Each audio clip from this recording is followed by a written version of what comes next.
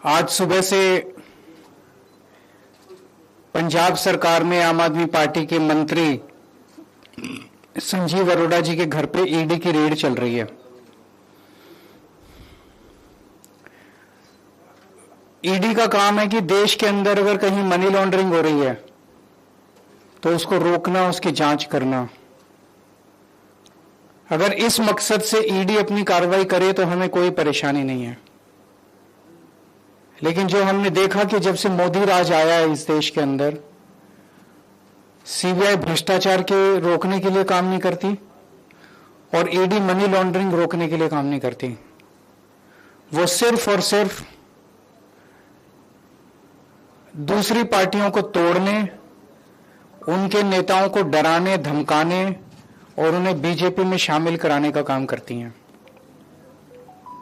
आज सुबह से जो संजीव अरोड़ा जी के घर पे कार्रवाई चल रही है वो भी उसी दिशा में एक कार्रवाई है। संजीव अरोड़ा के घर पे ईडी कोई मनी लॉन्ड्रिंग की जांच करने नहीं आई। पिछले 1 महीने के अंदर ये दूसरी ईडी की रेड है संजीव अरोड़ा जी के यहां। एक बार 17 अप्रैल को आई थी ईडी। संजीव अरोड़ा जी के जितने ठिकाने थे, गुड़गांव में, लुधियाना में, दिल्ली में, हर जगह उन्होंने रेड की। 3 दिन तक रेड चली। उस 3 दिन की रेड में ऐसा क्या था जो नहीं मिला, जो ढूंढने आज आए हैं। मैं बताता हूं कि उन 3 दिन की रेड में क्या नहीं मिला जो आज ढूंढने आए हैं।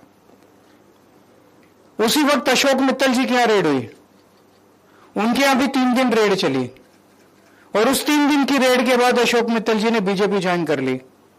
उनके यहां रेड खत्म हो गई, उनका सारा मामला रफा दफा हो गया। संजीव अरोड़ा जी ने बीजेपी ज्वाइन नहीं की। उस दिन उन पर काफी दबाव डाला गया, बीजेपी ज्वाइन कर लो, बीजेपी ज्वाइन कर लो। अगर वो उस दिन बीजेपी ज्वाइन कर लेते तो शायद आज ईडी की रेड नहीं होती। तो आज ईडी की रेड हुई है उनको सबक सिखाने के लिए कि तुमने बीजेपी ज्वाइन क्यों नहीं की। या तो बीजेपी ज्वाइन कर लो और नहीं तो गिरफ्तार कर लिए जाओगे। इसलिए आज ईडी की रेड हुई है। यह बहुत ही दुख की बात है जिस तरह से एजेंसीज को दुरुपयोग किया जा रहा है मोदी राज के अंदर। पंजाब को खासकर मोदी जी टारगेट कर रहे हैं। पंजाब के लोगों के साथ धक्का किया जा रहा है, पंजाब के लोगों के साथ नाइंसाफी की जा रही है, पंजाब के लोगों को कुचलने की कोशिश की जा रही है, पंजाब के लोगों के साथ अन्याय किया जा रहा है। पिछले 4 साल में मोदी जी ने पंजाब में पहले 3 काले कानून लाने की कोशिश की। पंजाब के किसानों के विरोध के सामने मोदी जी को झुकना पड़ा।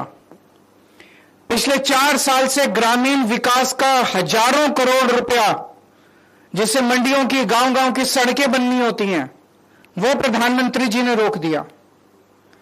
पंजाब यूनिवर्सिटी टेक ओवर करने की कोशिश की गई।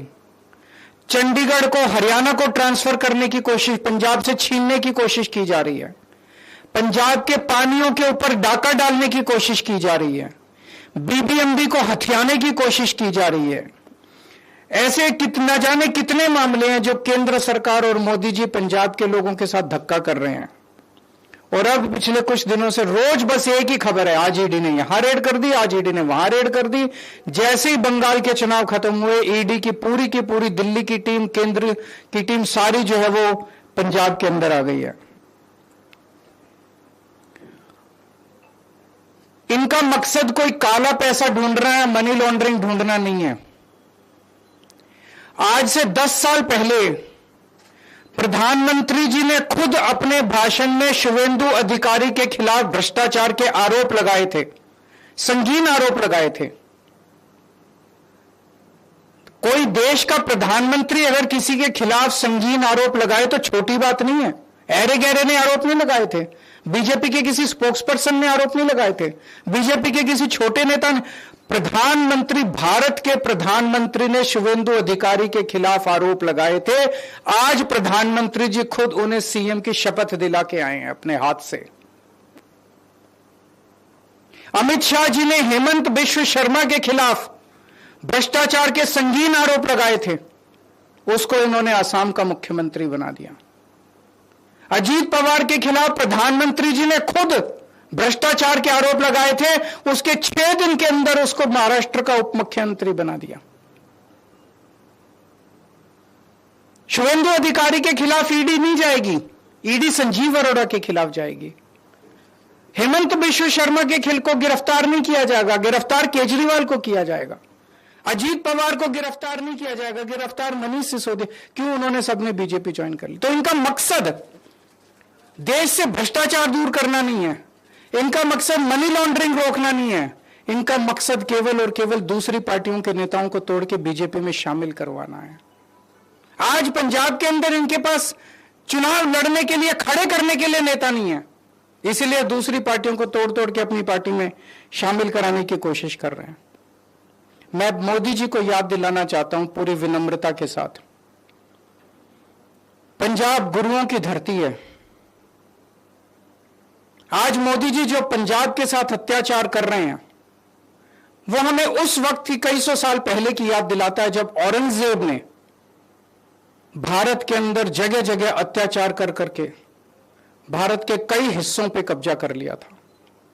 आज मोदी जी ने बेईमानी कर करके भारत के कई हिस्सों पे कब्जा कर लिया है। उसके बाद औरंगजेब की नजर पंजाब के ऊपर पड़ी। पूरे देश के बेईमानी पे कब्जा करने के बाद अब मोदी जी की नजर भी पंजाब के ऊपर पड़ी है। औरंगजेब ने पंजाब के लोगों के साथ खूब अत्याचार किया, मोदी जी भी पंजाब के लोगों के साथ खूब अत्याचार कर रहे हैं। लेकिन उस वक्त हमारे गुरु साहिबान ने औरंगजेब के अत्याचार का सामना किया, अन्याय का सामना किया और अपनी कुर्बानियां दी।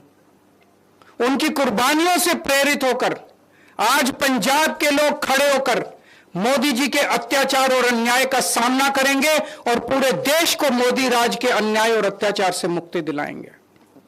मैं मोदी जी को कहना चाहता हूं, 4 साल पहले भी आप पंजाब के साथ खिलवाड़ कर चुके हैं, जब आपने 3 काले कानून लाने की कोशिश की थी और पंजाब के किसानों के सामने आपको घुटने टेकने पड़े थे। आज आपने फिर पंजाब को ललकारा है, पंजाब इसको बिल्कुल बर्दाश्त नहीं करेगा।